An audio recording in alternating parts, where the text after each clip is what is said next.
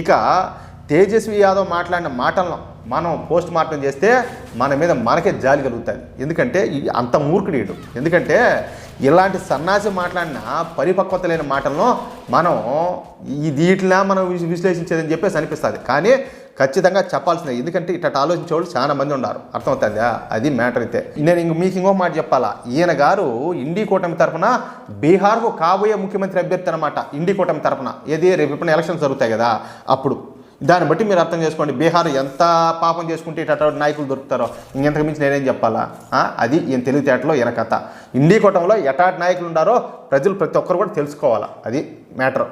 మీకు ఈ న్యూస్ నచ్చితే, అదేవిధంగా నేను చెప్పింది కరెక్ట్ అని మీరు భావిస్తే, నేను ఎవరిని కించపరచడానికి నేను మాట్లాడాల. కేవలం వాళ్ళ మనస్తత్వం ఎలాంటిది, వాళ్ళ భావజాలం ఎలాంటిదో మీకు తెలియజేసే ప్రయత్నమే నేను చేస్తున్నా. అది మ్యాటర్ అయితే.